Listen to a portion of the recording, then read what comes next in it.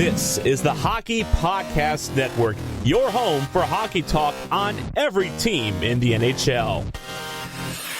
Calgary Flames fans, it's time for Flames Unfiltered. Entertaining and controversial hockey talk with your host, Brad Baroud. 6 wins in a row. Points in 8 straight. 2 points from the division lead. It's funny how things change in just 2 weeks. Good evening. Welcome to Flames Unfiltered. I'm host of the show, Brad Baroud, episode 22.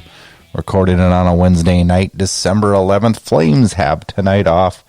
Hit the ice again Thursday against Toronto as the Leafs come to Calgary, and that's always a fun one. Always a fun one. So 2 weeks ago, let's get this straight, fans. 2 weeks ago, it was an all-time low in the Flames franchise. Seriously. Not winning, none of the stars scoring, the horrible Bill Peters controversy, like nothing. Nothing positive to talk about at all. It was painful to do these shows because I don't know. I like to bitch, but I also like a lot of positive, and I sure don't like to have to bitch about the team that I care about so much.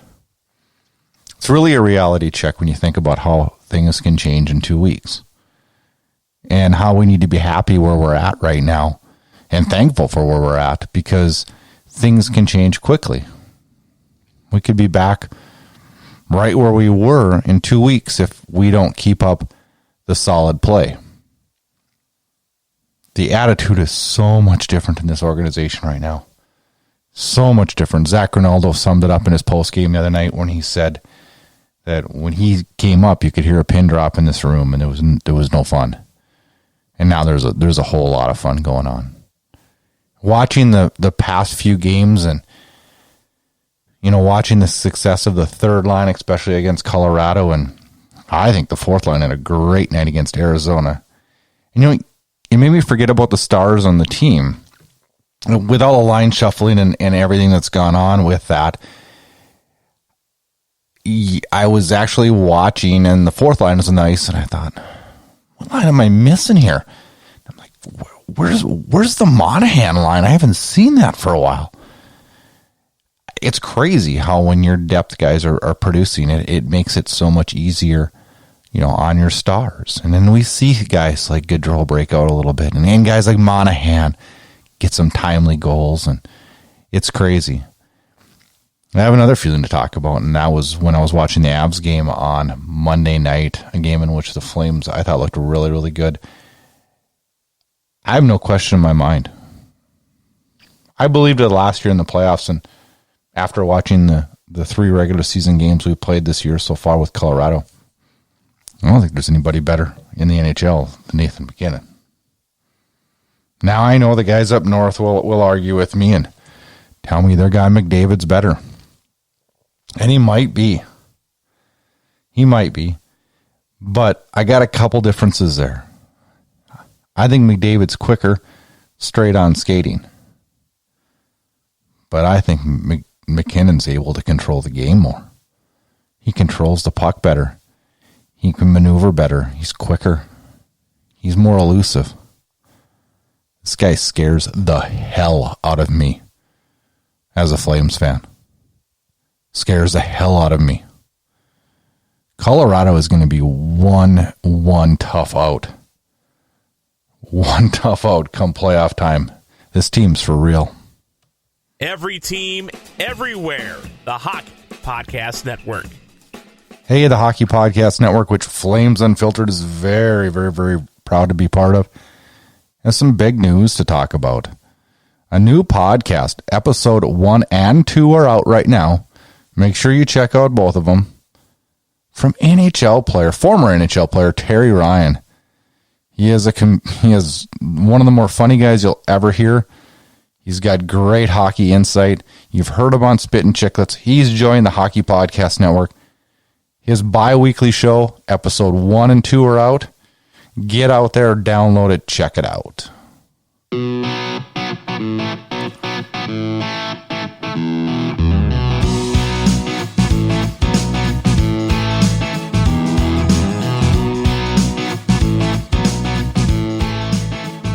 All right, Flames fans, 2 games to recap on a quick 2-night, 2-team road trip back-to-back, and 2 wins, 4 points.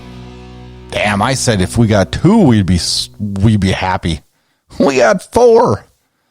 It's amazing. 559-kilometer road trip. Calgary goes out, steals 4 points from 2 top teams in the Western Conference. 1 in the Central, 1 in the Pacific. It started on Monday night as Calgary went into Colorado and comes out with a 5-4 overtime victory. Ryan Graves for Colorado got on the board first with his 5th of the year.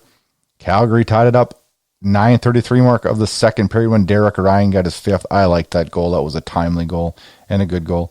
I can't say his name. Nuchishkin. It's still not right. Anyways, you guys know who I'm talking about, man. 10:04 mark, just under a minute later, Colorado scores 2-1, and I'm like thinking, dang it, we just tied this game up, and they got it right back. And then on the power play at the 16:04 mark, Matthew Tkachuk goals with assists from Lindholm and Giordano. It is 2-2 heading into the third, and I was feeling pretty good at that point. Right there, I was pretty happy with what I was seeing out of the Calgary Flames, and then things broke loose. Just 12 seconds in to the third period, Andrew Mangiapane gets his 6th assist from Tkachuk and Lindholm again. And then just over a minute later at the 1:39 mark, Calgary gets a 2-goal lead on who's a cup favorite this year, the Colorado Avalanche, and a team that absolutely manhandled us in the playoffs last year. Michael Frolik gets his 2nd of the year on a beauty assist from Reeder, and yep, you heard it here first, Jankowski. Then the inevitable strikes. I shouldn't say that, but it's pretty much the inevitable. The 3:59 to go, Nathan MacKinnon score, or 3:59 into the third, sorry. Nathan MacKinnon gets his 19th of the year. We're 4-3. Then at the midway point of the period, a great offseason pickup for the Colorado Avalanche scores. Jonas Donskoy gets his 13th. We're tied at 4. At that point, I was like, all right. Now, Calgary had some big-time chances late in the game. Big time. And I thought we might get one. But it goes to overtime, and I'm not kidding. I said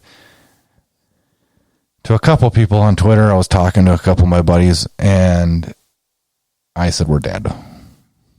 We're dead. How do you stop McKinnon? Rantanen, we're dead. This is going to be tough. Nope. Overtime was pretty back and forth. Both teams had chances, and finally Sean Monahan with the OT game winner. Assist from Dylan Dubé and Mark Giordano. Dubé, what an amazing toe drag. Allowed him to get the puck over to Monahan. And you know what? This shot wouldn't have went in 2 weeks ago. It just wouldn't have. Luck wasn't going our way 2 weeks ago, and it wouldn't have went in. And now when we got luck going our way, Monahan buries it. His first OT winner in a year, franchise leader in OT winners, and it's a beauty. Flames knock off the Colorado Avalanche 5-4, and that is a huge 2 points. Quick turnaround. Calgary flies down to Arizona and takes on the Coyotes Tuesday night, last night, and another game that was very good if you're a Calgary Flames fan. As the Flames jumped all over the Coyotes early and never let it down.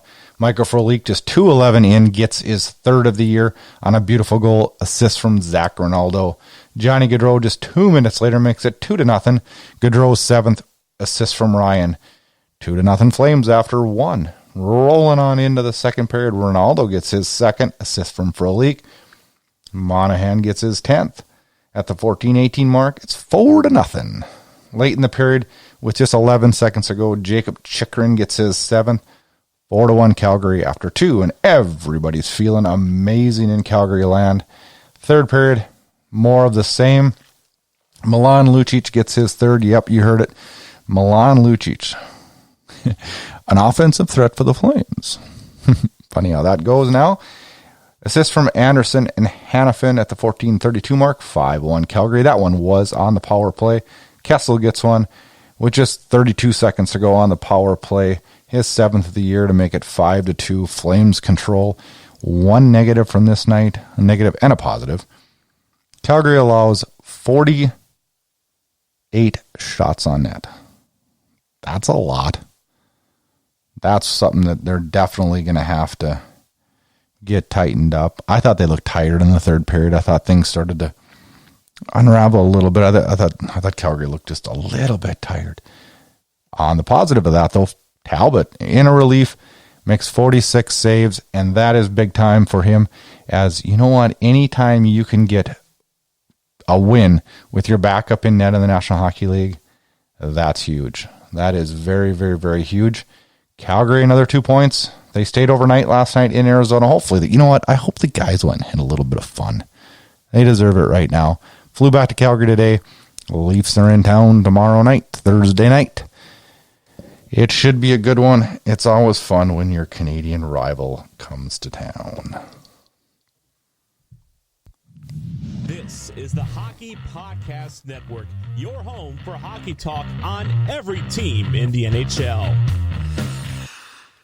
Time to talk 10 reasons the Flames have found success. In the last 10, 7-2-1. Winners of 6 straight. 17-12-4 on the year, 38 points. Third in the Pacific. You know what?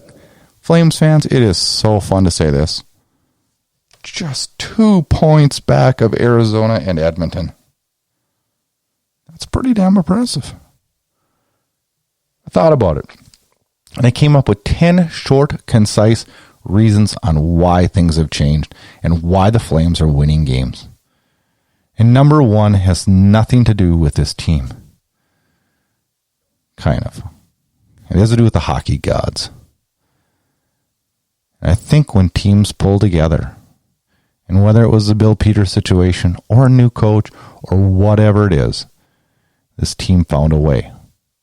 Found a way. And when things start changing in a positive way, it's funny how the bounces and funny how the puck luck go your way. Number 2, the newfound third line. Lucic, Ryan, and Gaudreau. Now, if we would have said that was a third line on opening night, you'd have said we're crazy. Crazy, crazy, crazy. This line has been very, very effective in these last 3 outings. Very effective. Number 3, Monahan's clutch scoring. Monahan's been really good lately. I like how he's played defensively, and it seems like in the last 3 games, it's opened up for him offensively. Number 4, Gaudreau has jump in his step. He's not pouting like he was earlier in the year. He's not bitching after every single call or every single little slash or every little this or that. He looks confident entering the zone. He made a couple dandy plays on this road trip.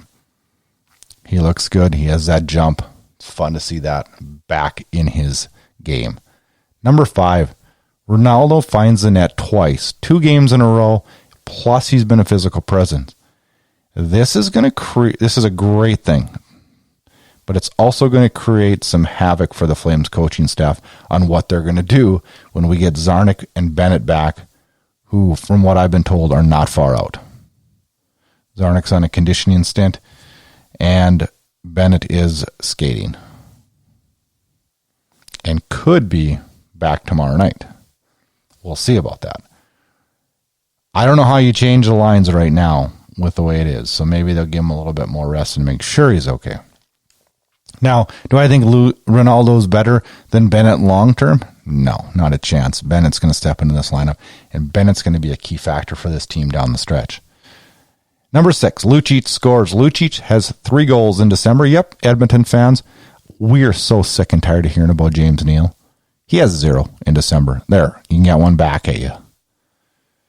Reason number 10 the Flames have found, reason number 7 that the Flames have found success. Mark Jankowski He was on the ice for a goal, believe it or not, guys. On the ice for a goal. You know what? He even got an assist. He was sick, missed a game, back. He's been good on the penalty kill. We missed him when he was gone for a game on the penalty kill. And this guy's been pretty good in the face-off circle also. Reason number 8, Talbot wins key backup starts. His save percentage up to .907. Things look good. I love what he's done for this team as a backup. I do. I really think it's a good pair we have right now. Very positive on that. If you think about it, much better position than we were last year at this time in goaltending. Much better. Number 9, Lindholm's proven himself as a top-end center in this league. We've been pushing and pushing and pushing for him to get time at center, and now he has, and he's proved his worth. He's put up points, and he's been deadly in the face-off circle. I hope they keep him at center. I hope they keep going with that. I think it's been a key to the success of late. Reason number 10, the goal celebration. I laughed my ass off when I saw Anderson and Lucic doing the old-time retro Blades of Steel motion with the stick in 2 hands above their head. Now, this is a small little thing and a fun little thing they're doing. But you know what this does? This shows team unity. It also shows fun. And you know what we've learned this year more than anything as a Flames fan? Fun equals victories. NHL news, opinions, and controversy. All right, let's take a little trip around Stockton. Let's take a little jaunt quickly down to our American Hockey League affiliate and talk a little bit about how this team is doing this year. I haven't got to watch many of their games as of late, but hope to and plan to watch some this weekend as they have. Right now, actually, they're playing the Ontario Reign, but this Saturday and Sunday, they have it home and home with the San Jose Barracuda, and I hope to watch at least one of those games. It's always fun to watch Flames prospects play. And right now, after 22 games, this team sits 14-5-1-2. Wow, is that a good record? 31 points, good for second in the Pacific. 5 points back of the Roadrunners. Top point getters, Matthew Phillips with 25, Glenn Godden 22. I got a feeling we're going to see him sometime this year, too. I really do. Goals, Buddy Robinson, 11. Ryan Lomberg, saw him a few times last year in Calgary, and I always liked his play, but boy, is he finding some clutch scoring down in Stockton this year. 10 goals, second on the team. Assists, Matthew Phillips, 16. Glenn Godden, 14. Let's talk goaltenders quickly. John Gillies, who, I don't know, has this organization left him for dead? I hate to be this, but I don't see him up with the big club again. I just don't. Not unless there's disastrous things going on. I don't. I think he's proven over time that he just can't pull it together in the National Hockey League level. He's been pretty decent this year. I can't brag too much about the goalies in Stockton. Gillies has a 2.94, .893 save percentage. Zach Doolin has an exact same 8.93 save percentage, 3.34 goals against average. I don't know. Those are okay numbers. I like to get your save percentage over .90 at least. I don't know. This team's winning without outstanding goaltending, which is really good and really shows the depth and the offensive talent this team has. They're a fun team to watch. Get out and watch your Stockton Heat. Inside Edge Hockey News. Bringing you inside the game. Some Flames news to talk about. Some odds and ends, tidbits. We'll roll through them quickly here tonight as it's late. And I'm not going to lie, I'm kind of tired tonight. It is snowing and freezing cold here. And I'm tired of shoveling. Jeff Ward. Last night was Ward's 900th game as an NHL coach. He also owns a Flames franchise record now for the most consecutive wins to start a head coaching tenure. 6 wins to start it off. Congratulations, Ward. Things are good so far. It's going to be fun to get to know him as a coach and see how it evolves with this team. Dustin Wolf, goaltending prospect, playing in Everett in the Western Hockey League, has joined the U.S. World Junior team. It'll be fun to see how what I think is probably one of our coolest like sleeper picks sits down in the farm team. I really think that he has potential to be a good goalie in the American League and in the National Hockey League. Matthew Tkachuk now has 200 regular season points. That's a positive. The negative, Matthew Tkachuk missed the game Tuesday night in Arizona as he was injured Monday night in Colorado. Currently day-to-day with an upper body injury. I think we'll see him back sooner rather than later. Matthew Phillips was called up Tuesday because of the Tkachuk injury from Stockton. He did not play in Tuesday night's game. Be very interesting to see if we see him in the lineup Thursday night as the Leafs come to town. Every team, everywhere. The Hockey Podcast Network. Hey, hockey fans. The Hockey Podcast Network and Flames Unfiltered is very excited to announce a partnership with Gong Show Hockey Apparel. Make sure you check out the Hockey Podcast Network's Twitter page. They have a weekly contest to win some cool stuff from Gong Show. Go out, win yourself a hat. Check out the Hockey Podcast Network. Listen to podcasts from every single NHL team. And make sure you like the Flames Unfiltered and follow us every week. We sure enjoy it. Let's take a trip around the National Hockey League. And there has been a ton of news. Some good, some bad. I'm not talking long about these two news. But we got to. One of them's in the Central Division. And yesterday, Jim Montgomery of the Dallas Stars head coach was relieved of his duties for an undisclosed, unprofessional decision. And I don't even know. Nobody knows what the hell's going on here. 16-4-3. He's been fired. I cannot wait to see what exactly is going on in Dallas.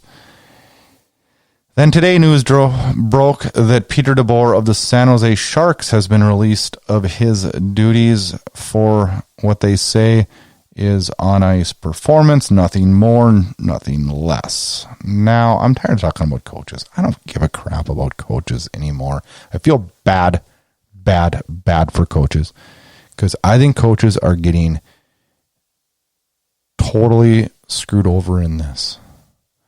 Now, I have no idea what Montgomery did, so I can't even comment. And I'm not getting into the Bill Peters thing. We went down that road before. I just feel bad for coaches because I just hope every employee, which is office staff, scouts, coaches, general managers, and the players are all held to the same standards. That's all I ask, hockey fans. Islanders establish a franchise record for fewest games to 20 wins. Now, that's really hard to believe. When you think back about all those years where they were so dominant, 76-77, it took them 31 games to get 20 wins. That held true in 83-84 and 78-79. Some big years for the Islanders organization. In 14-15, believe it or not, they did it in 30 games. And now this year, 2019, 29 games, they get 20 wins. That's pretty good. That's pretty good. And right now they occupy second place in the Metropolitan Division and own the second highest point total through 29 games since 78-79. Can you believe that, Islanders fans and Flames fans? Holy cow. Now let's talk another fun fact that I found this week. And that's the most consecutive 20-goal seasons for players 5'8" or shorter. Now, Cam Atkinson moves on to this list. But you know who holds the number 2 spot? Yep, my all-time favorite Flame, Theoren Fleury. 10 seasons, 20-goal seasons. Wow. Another fun fact I came up with this week is most goals since November 1st. So a little over a month. League leaders, there's 4 guys tied at 13. You could probably name 2 of them, Pasternak and McDavid.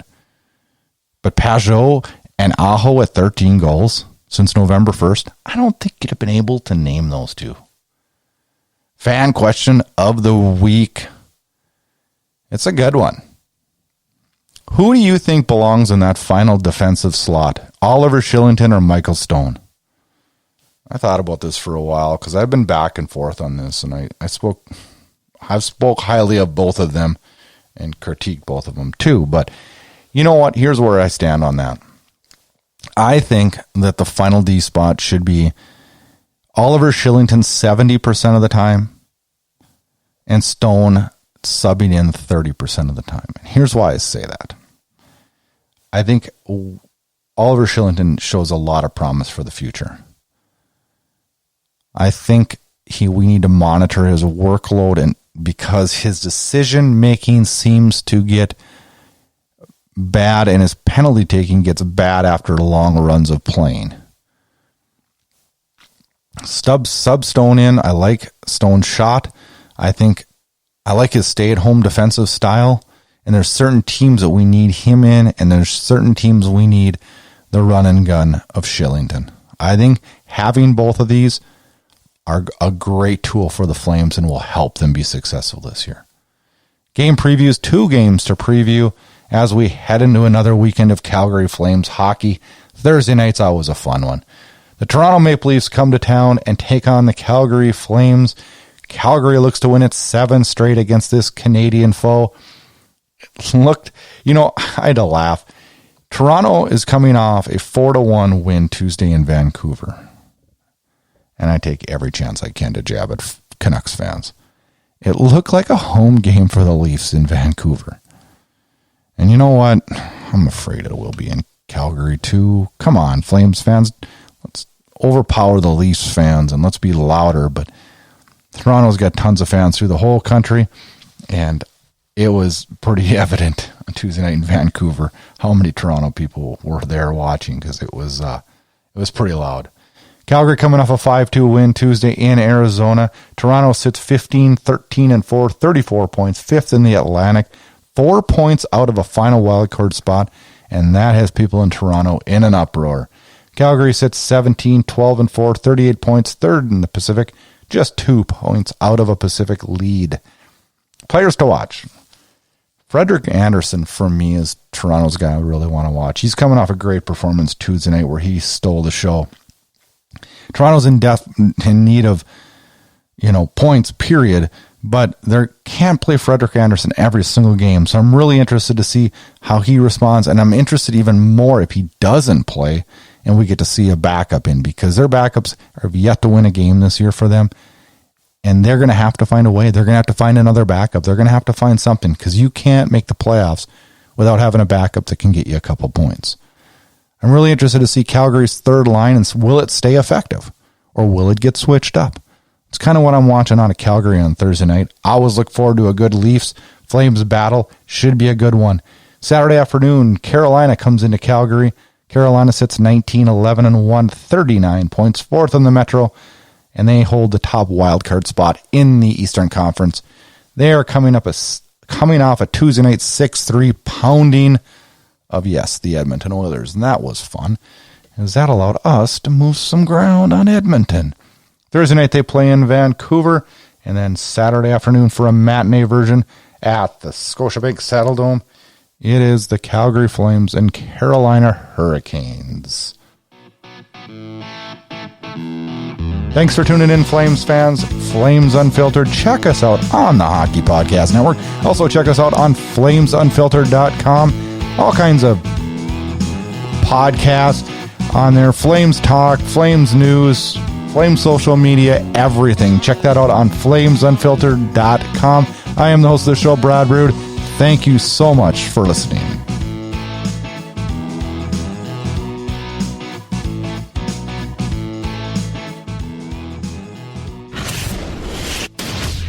Get connected. Flames Unfiltered can be found on Twitter @FlameUnfiltered. And also make sure you check out our Facebook page @FlamesUnfiltered. Check out host Brad Brood on Twitter @BradBrood. And if you like what you hear, rate and review us on Apple Podcasts. You can find Flames Unfiltered on all the major podcast players. Consider subscribing to Inside Edge Hockey News on Patreon. That'll get you exclusive content and much more. Thanks again and enjoy the hockey. Thanks for tuning in to Flames Unfiltered. Check back for more action-packed Calgary Flames talk.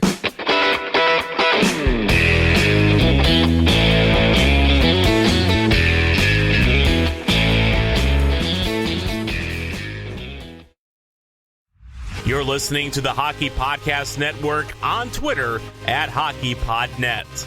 New episodes every Monday and Thursday. Download at thehockeypodcastnetwork.com or wherever you get your podcasts from.